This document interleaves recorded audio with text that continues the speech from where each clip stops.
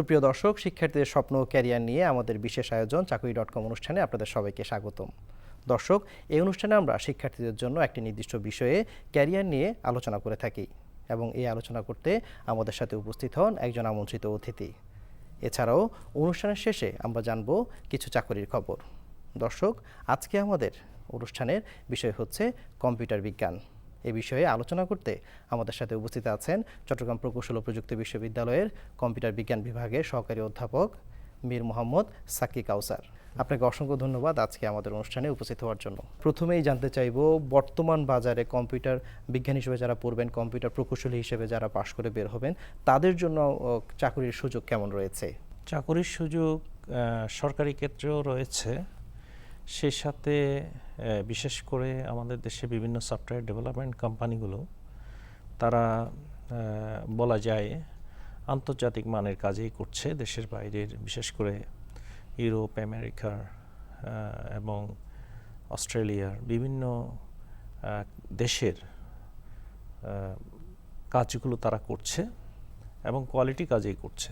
তো সেই হিসেবে যারা মোটামুটি কেরিয়ার ডেভেলপ করতে চায়, দেশে কোনো কোম্পানিগুলোতে কাজ করতে চায়, তাহলে তাদের কেরিয়ার পাথ স্মুথ বলা যায়। বিশেষ করে সরকারি ক্ষেত্রে, সরকারির চেয়েও বেসরকারি ক্ষেত্রে তাদের চাকরির সুযোগ সুবিধাটা বেশি, যার ফলে সরকারি চাকরির চেয়েও তারা বেসরকারি চাকরির প্রতি অনেকটা ঝুঁকে আছে। আচ্ছা, একটু জানতে চাইব যে আমাদের সরকারি চাকরির সুযোগ কেমন রয়েছে বর্তমানে? সরকারি চাকরির যে সুযোগ রয়েছে সেখানে কিছু বাধা আছে। যেমন সরকারিতে স্বতন্ত্র আইসিটি ক্যাডার নেই। হ্যাঁ, যেটা নিয়োগ হচ্ছে সেগুলো নন ক্যাডার হিসেবে নিয়োগ হচ্ছে এবং প্রমোশনের ক্ষেত্রেও একটা স্ট্যাগন্যান্ট বিষয় রয়েছে বা একটু বাধা রয়েছে। যেমন সরকারি ক্ষেত্রে সহকারী programmer, system analyst, senior system analyst, at best programme manager বা এরকম পদগুলো রয়েছে। যদি গভর্নমেন্ট স্বতন্ত্র আইসিটি ক্যাডার করে তাহলে সেই ক্ষেত্রে ব্রিলিয়ান্ট যারা, তারা কিন্তু ওখানে ওটার প্রতি আকৃষ্ট হবে। সেটা আমরা সরকারের প্রতি দৃষ্টি আকর্ষণ করব। আচ্ছা স্যার, এই সরকারি চাকরির পাশাপাশি বেসরকারি চাকরিতে আসলে কেমন সুযোগ রয়েছে কম্পিউটার প্রকৌশলীদের জন্য? আমি যেটা বলবো, কোয়ালিফাইড যারা সত্যিকার অর্থে কম্পিউটার ইঞ্জিনিয়ারিং একাডেমির সাথে তাদের স্কিল ডেভেলপ করেছে, তাদের চাকরির বাজারে কোনো সমস্যা নেই। তাদের প্রচুর চাহিদা রয়েছে। যারা রিয়েলি প্রোগ্রামার, তাদের চাহিদা রয়েছে, এবং যাদের একটু কমিউনিকেশন স্কিল ডেভেলপ করেছে সেই সাথে, তাহলে দেখা যায় বাংলাদেশে যেসব কোম্পানি, টপ লেভেল কোম্পানিগুলো, তারা মোস্ট অফ দেম কিন্তু দেশের বাইরের কাজ করছে, যার ফলে এইগুলো আন্তর্জাতিক মানের এই কাজ এবং বাইরের ক্লায়েন্টদেরকে তারা ডিল করে। তো সেই ক্ষেত্রে বাংলাদেশে বসেই আপনি আন্তর্জাতিক মানের কেরিয়ার ডেভেলপ করার সুযোগ কিন্তু বেসরকারি খাতে দিন দিন প্রসারিত হচ্ছে। সরকারি বেসরকারি পাশাপাশি আন্তর্জাতিক চাকরির বাজারেও কম্পিউটার প্রকৌশলীদের জন্য কতটুকু সুযোগ রয়েছে? সেই ক্ষেত্রে যেটা বলবো, আমাদের দুটো ধারা আছে। যারা ইউনিভার্সিটি থেকে পাশ করছে তারা হায়ার এডুকেশনের জন্য দেশের বাইরে যাচ্ছে। তারা ওখানে এমএসসি, পিএইচডি শেষ করার পরে বিভিন্ন কোম্পানিতে অথবা ইউনিভার্সিটিতে যোগদান করছে, কোম্পানিগুলোতে যোগদান করে, এবং যারা আমাদের দেশ থেকে চুয়েট, বুয়েট বা ইঞ্জিনিয়ারিং ইউনিভার্সিটিগুলো থেকে পাশ করছে, তারা মাইক্রোসফট, গুগল, ফেসবুক, ওয়ার্ল্ডের সেরা কোম্পানিগুলোতে চাকরি করছে। তো আরেকটা সুযোগ হচ্ছে, যারা দেশেও ভালো ভালো কোম্পানিগুলোতে চাকরি করছে, তারা একটা নির্দিষ্ট সময়ের পরে একদম প্রফেশনাল হিসেবে দেশের বাইরে যাচ্ছে, প্রফেশনাল সার্ভিস নিয়ে যাচ্ছে। সুতরাং কম্পিউটার ইঞ্জিনিয়ার হিসেবে এখন কম্পিউটার ইঞ্জিনিয়ারিং কিন্তু বিভিন্ন ট্র্যাক আছে। এখন বিভিন্ন ট্র্যাকে, যেমন সাইবার সিকিউরিটি আছে, ডেটাবেস অ্যাডমিনিস্ট্রেশন আছে, সিস্টেম অ্যানালাইসিস আছে। তো বিভিন্ন ট্র্যাকে যখন সে নিজেকে একটা নির্দিষ্ট লেভেলে নিয়ে যাবে, তখন তার চাহিদা শুধু দেশে না, দেশের বাইরেও তার চাহিদা রয়েছে। স্যার, এই যে কম্পিউটার বিজ্ঞান প্রকৌশল থেকে বের হয়ে তো আসলে যেটি বলছিলেন যে আমাদের বিভিন্ন সেক্টরে কাজ করার সুযোগ রয়েছে বিভিন্ন বিষয় নিয়ে, সাইবার সিকিউরিটি হোক, সেটা সফটওয়্যার নির্মাণ হোক, এরকম বিভিন্ন বিষয় কি কি বিষয়ে ক্যারিয়ার করতে পারে শিক্ষার্থীরা, যদি একটু বলেন আমাদেরকে। এখানে গ্রসলি যদি আমরা বলি, সফটওয়্যার ডেভেলপমেন্টের দিকটা একটু বড়, সেখানে মানে এইটার চাহিদা সবসময় থাকবে। আর যারা প্রোগ্রামিংয়ে ভালো, তারা টপ লেভেল কেরিয়ার করতে চায়, তাদের জন্য সাইবার সিকিউরিটি, তারপর আর্টিফিশিয়াল ইন্টেলিজেন্স, ওগুলো তো তারা মনোযোগ দিতে পারে। হ্যাঁ, তো বেসিকলি সফটওয়্যার ডেভেলপমেন্টের স্কোপটা, এরিয়াটা অনেক বড়। তো সফটওয়্যার ডেভেলপমেন্ট ছাড়া অন্য কোনো বিষয় আছে ক্যারিয়ার হিসেবে বেছে নিতে পারি কিনা কম্পিউটার বিজ্ঞানে যারা আছে? হ্যাঁ, সেটা যেমন কম্পিউটার ইঞ্জিনিয়ারিং পাশ করে অনেকে টেক লেভেল মার্কেটিংয়ে যায়। ধরেন মানে তার খুব বেশি ঝোঁক নাই ডেভেলপমেন্টের দিকে, বা প্রোগ্রামিংয়ে খুব স্কিল ডেভেলপ করতে পারেনি, বাট ওনার তো বেসিকটা আছে। হ্যাঁ, বেসিকটা থাকার কারণে দেখা যায় টেক লেভেল মার্কেটিংগুলোতে অনেকে কিন্তু জয়েন করছে, হ্যাঁ, মার্কেটিংয়ে জয়েন করছে, এবং ইভেন বিসিএসের অন্যান্য ক্যাডারও জয়েন করছে। তা আমরা যেটা মনে করি যে কম্পিউটার ইঞ্জিনিয়ারিং পড়তে গিয়ে মানুষের যে লজিক্যাল ডেভেলপমেন্টটা হয়, সে লজিক্যাল ডেভেলপমেন্টটার কারণে তার ডিসিশন মেকিংয়ে খুব কুইকলি সে ডিসিশন নিতে পারে, যার ফলে বিভিন্ন সেক্টরে, আসলে তো প্রত্যেকটা সেক্টরে এখন আইটির সাথে ইন্টিগ্রেটেড। হ্যাঁ, তো কেউ যদি মনে করে যে আমি কম্পিউটার ইঞ্জিনিয়ার না, এবং অন্য কোনো সেক্টরে আমি উইন করতে চাই, আমি মার্কেটিং ইয়েতে যেতে চাই, আমি পার্সোনাল ম্যানেজমেন্টে যেতে চাই, হ্যাঁ, ব্যাংকিংয়ে যেতে চাই, প্রত্যেক ক্ষেত্রে দেখা যাবে তারা উইন করবে, কারণ তাদের লজিক্যাল সেন্স যেটা, কনসেপশন যেটা, সেটা বেশ ক্লিয়ার। হ্যাঁ, যার ফলে ইভেন অ্যাডমিনিস্ট্রেশনে যাচ্ছে, হ্যাঁ, বিসিএসের মধ্যে, ফরেন অ্যাফেয়ার্সে যাচ্ছে। তো আমি মনে করি যারা কম্পিউটার ইঞ্জিনিয়ার বা ক্যারিয়ার হিসেবে কম্পিউটার ইঞ্জিনিয়ারিংকে সে নিতে চাচ্ছে না, উনি নিতে চাচ্ছেন, সেই ক্ষেত্রে এইসব ইয়েতে গেলেও ওনারা ভালো করবে, এতে কোনো সন্দেহ নেই। অলরেডি অনেকে যাচ্ছেন এদিকে। আচ্ছা, এই দেশে বিদেশে এই কম্পিউটার সায়েন্স থেকে পড়াশোনা করার পরে আমাদের উচ্চশিক্ষার কতটুকু সুযোগ রয়েছে? ইঞ্জিনিয়ারিং অ্যান্ড টেকনোলজির প্রত্যেকটা ডিসিপ্লিনে ইনফরমেশন টেকনোলজির বিরাজমান। হ্যাঁ, মাইনিং বলেন, সিভিল ইঞ্জিনিয়ারিং স্ট্রাকচার বলেন, মেকানিক্যাল বলেন, প্রত্যেক ক্ষেত্রেই, হ্যাঁ, ইভেন এরোপ্লেন ইন্ডাস্ট্রি বলেন, গাড়ির ইন্ডাস্ট্রি বলেন, প্রত্যেক ক্ষেত্রে কম্পিউটার ইঞ্জিনিয়ারদের একটা চাহিদা আছে। কারণ সফটওয়্যার ছাড়া তো হার্ডওয়্যার জীবন পাবে না, যার ফলে প্রত্যেকটা হার্ডওয়্যার জীবন পেতে হলে যেমন সফটওয়্যার লাগবে, প্রত্যেকটা টেকনোলজিতে এই বর্তমানে এই অবস্থায় তাকে যদি totally control and command and কন্ট্রোলে রাখতে হয়, এই সফটওয়্যার এই মানে হার্ডওয়্যার বা প্রযুক্তিকে যদি এগিয়ে নিয়ে যেতে হয়, সেক্ষেত্রে সফটওয়্যারের কোনো বিকল্প নেই।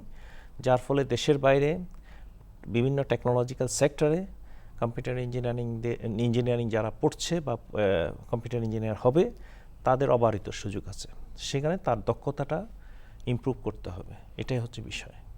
স্যার, এখন বাংলাদেশের কেমন যারা কম্পিউটার সায়েন্স থেকে পড়াশোনা করেছে, তারা বিদেশে এখন কি পরিমাণে কাজ করছে, অথবা বিদেশের যে বড় বড় কোম্পানিগুলো আছে, যে মাইক্রোসফটের মতো, ফেসবুক, মেটা, সেখানে আসলে কেমন কাজ করছে তারা, সেটা যদি একটু বলতেন। সেটা খুব বেশি সংখ্যায় না হলেও আমরা আশাহত নই, অনেকেই যাচ্ছেন। আমাদের চুয়েটের থেকে পাশ করে অনেকে গুগল, মাইক্রোসফটে, ফেসবুকে যোগদান করছেন, এবং আমাদের অনেকে কাজ করছে আমেরিকায়। তো আমি মনে করি সংখ্যাটা আরও বাড়া উচিত। হ্যাঁ, এটা মানে অসম্ভব কিছু না, কারণ আপনার হাতে ইন্টারনেট আছে মানে হচ্ছে আপনার কাছে সব কিছুই আছে। আপনি নিজের দক্ষতা লেখাপড়ার পাশাপাশি ইমপ্রুভ করবেন, তাহলে ওয়ার্ল্ডের যে কোনো কোম্পানি আপনাকে ইন্টারভিউ নেবে, আপনাকে অ্যাপয়েন্টমেন্ট করবে। সুতরাং এখানে অন্য ইঞ্জিনিয়ারিং ডিসিপ্লিনগুলোর চেয়েও কম্পিউটার ইঞ্জিনিয়ারিংয়ের ক্ষেত্রে সুযোগটা বেশি দেশের বাইরে যাওয়ার জন্য, প্রফেশনাল হিসেবে বাইরে যাওয়ার জন্য, হায়ার এডুকেশনে যাওয়ার জন্য। বিভিন্ন ডিসিপ্লিনে যেহেতু রিসার্চ হয়, ওই রিসার্চে দেখা যাচ্ছে কম্পিউটার ইঞ্জিনিয়ারদের প্রয়োজন হচ্ছে। ইভেন পেট্রোলিয়াম মাইনিংয়েও দরকার হচ্ছে কম্পিউটার ইঞ্জিনিয়ারদেরকে, কারণ ডেটা সিমুলেশন করতে হলে আমাদের কম্পিউটার ইঞ্জিনিয়ারদের প্রয়োজন এখন। স্যার, কেউ যদি উচ্চশিক্ষার জন্য স্কলারশিপ নিয়ে যেতে চায় তাহলে তার কি ধরনের প্রস্তুতি লাগবে? আমি যেটা সাজেস্ট করব শিক্ষার্থীদেরকে সেটা হচ্ছে after second year university, third year থেকে তার রিসার্চ রিলেটেড কোনো ফিল্ডের প্রতি তার থাকতে হবে যদি দেশের বাইরে যেতে হয় লেখাপড়া উচ্চশিক্ষার জন্য, এবং তার ফ্যাকাল্টি মেম্বারদের মধ্যে কারোর সাথে উনি ইন কোলাবোরেশন যদি কয়েকটা পাবলিকেশন করতে পারে, একটা দুইটা কোয়ালিটি পাবলিকেশন ইজ এনাফ। এই পাবলিকেশন যদি হয় তাহলে সেক্ষেত্রে তার ওই রিসার্চ ফিল্ডে দেশের বাইরে যে কোনো প্রফেসরকে যদি উনি লেখেন, যোগাযোগ করেন, ইউনিভার্সিটিগুলোতে যোগাযোগ করেন, সেক্ষেত্রে তার স্কলারশিপ পাওয়াটা অনেক সহজ হয়ে যায়।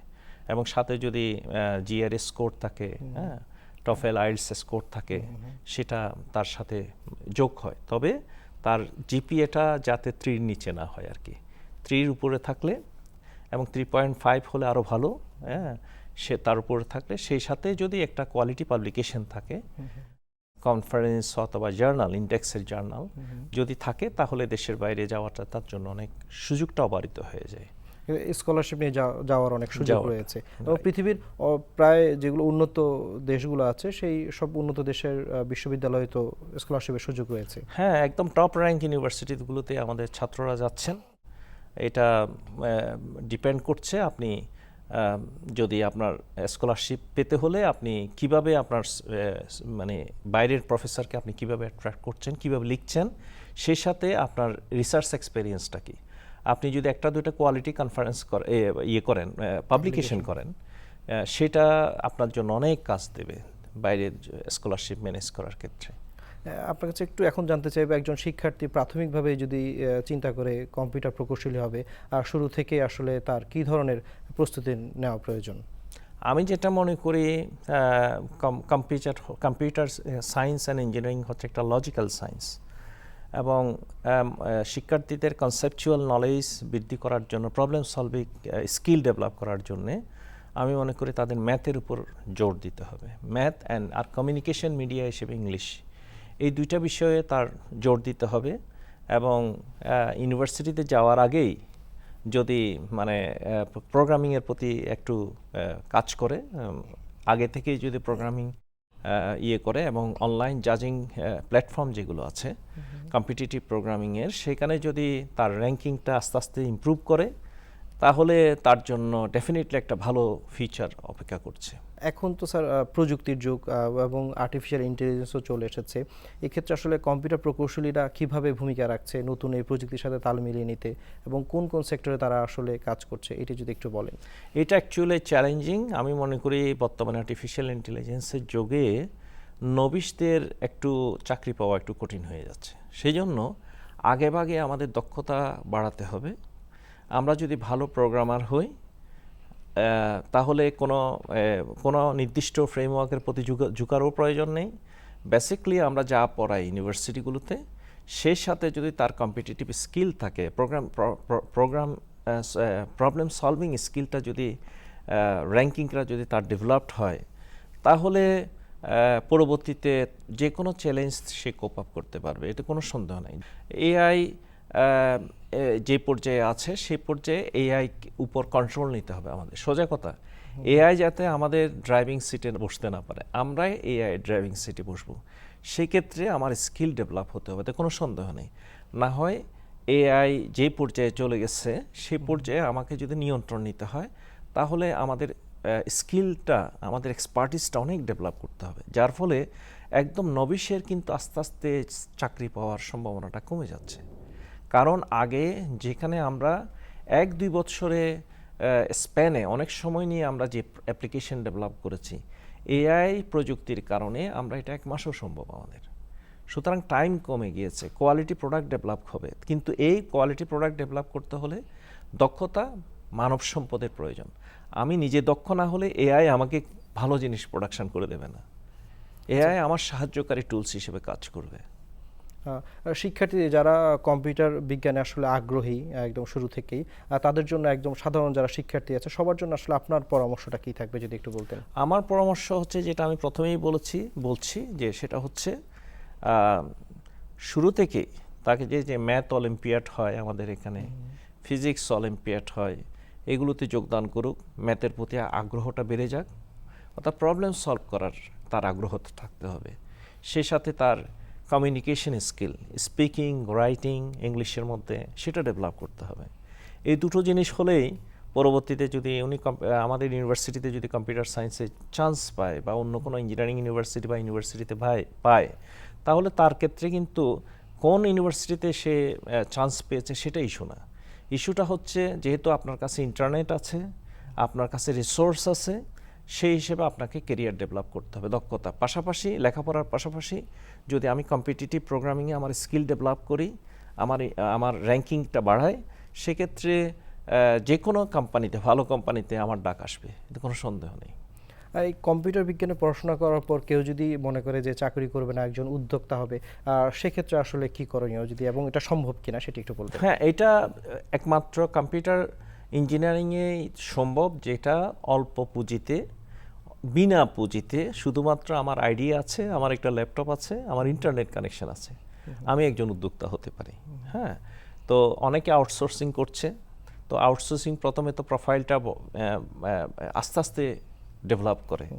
হ্যাঁ, তো আস্তে আস্তে ডেভেলপ করে উনি দেখা যায় একটা নির্দিষ্ট পর্যায়ে গিয়ে উনি আরও কিছু মানুষকে এমপ্লয় করছে। হ্যাঁ, সেই হিসেবে আউটসোর্সিংকে করে ঘরে বসেও উদ্যোক্তা হতে পারে, আবার কোনো ইনোভেটিভ আইডিয়া নিয়ে স্টার্ট আপ করেও উদ্যোক্তা হতে পারে।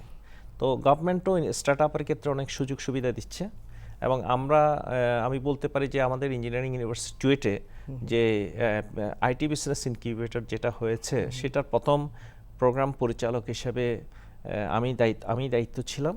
অর্থাৎ এটাই আমি এই কনসেপশনটাকে, ইউনিভার্সিটি লেভেলে ইনকিউবেশন প্রয়োজন, সেটা বিজনেস ইনকিউবেশন প্রয়োজন আইটি ক্ষেত্রে, সেটা আমি সরকারকে বোঝাতে সক্ষম হয়েছি। তো এই জিনিসগুলো, এই ইনকিউবেশনের কার্যক্রমটা যদি গতি পায়, তাহলে সেক্ষেত্রে উদ্যোক্তা সৃষ্টিটা সহজ হবে। হ্যাঁ, উদ্যোক্তা সৃষ্টি হওয়া সহজ হবে, এবং এইটা করেই আজকের গুগল, ইয়াহু, এগুলো স্ট্যানফোর্ড ইউনিভার্সিটির ইনকিউবেশন থেকে এসছে, বিশেষ করে গুগল। তো সুতরাং আমরা মনে করি ওয়ার্ল্ডকে যদি জয়লাভ করতে হয়, তাহলে আমাদের ইউনিভার্সিটিতে রিসার্চ, ইনোভেশন এবং ইনকিউবেশন, বিজনেস ইনকিউবেশন, এই কার্যক্রমগুলোকে বাড়াতে হবে, এবং শিক্ষার্থীদেরকে উদ্যোক্তা হওয়ার মতো উৎসাহ যোগাতে হবে, এবং এখানে সুযোগটা বেশি উদ্যোক্তা হওয়ার জন্য। এই উদ্যোক্তা কি শুধু দেশেই হতে পারবে নাকি বিদেশে হওয়ার সুযোগ রয়েছে? যদি একটু কম্পিউটার বিজ্ঞান থেকে হ্যাঁ, অনেকে দেশ থেকে শুরু করছে, পরবর্তীতে দেখা যায় ওনার প্রোফাইল যখন ভারী হয়ে যায়, মানে যখন খ্যাতিটা ছড়িয়ে পড়ে এবং বিদেশের বেশ কিছু কাজ করে যখন তার প্রুভ করে দক্ষতাটা, সেক্ষেত্রে বাইরের কোম্পানিগুলো তাকে ফাইন্যান্স করে।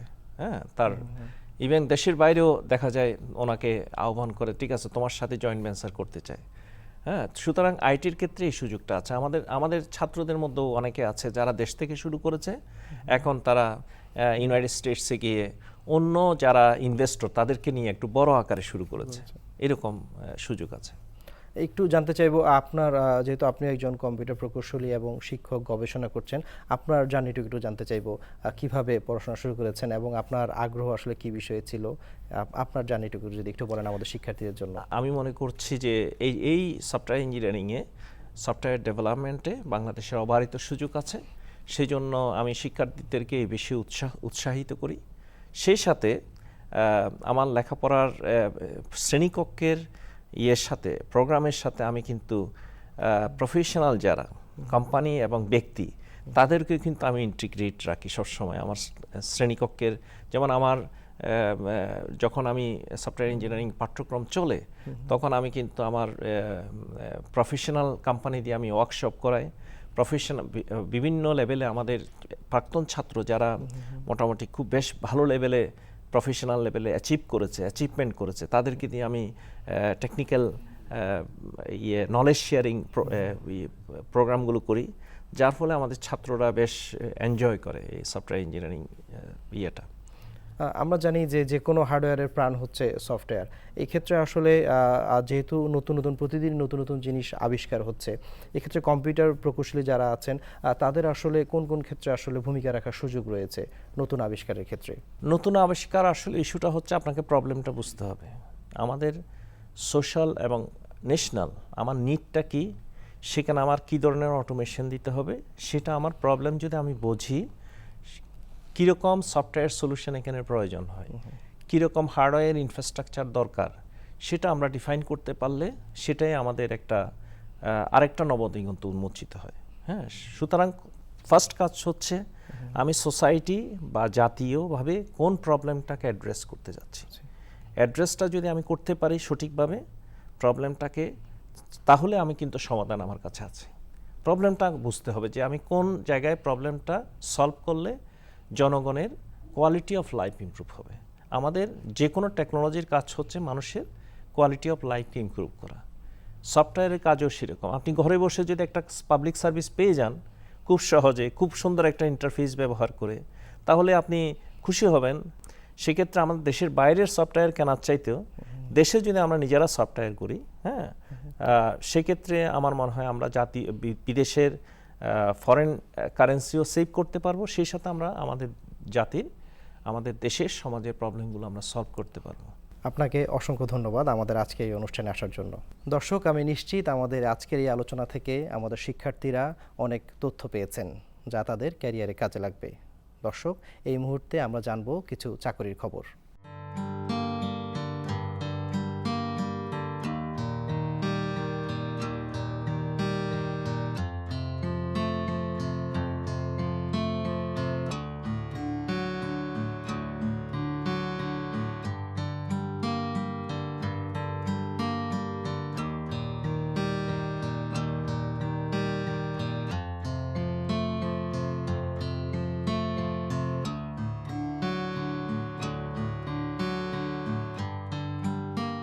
সুপ্রিয় দর্শক, এই ছিল আমাদের আজকের আয়োজন।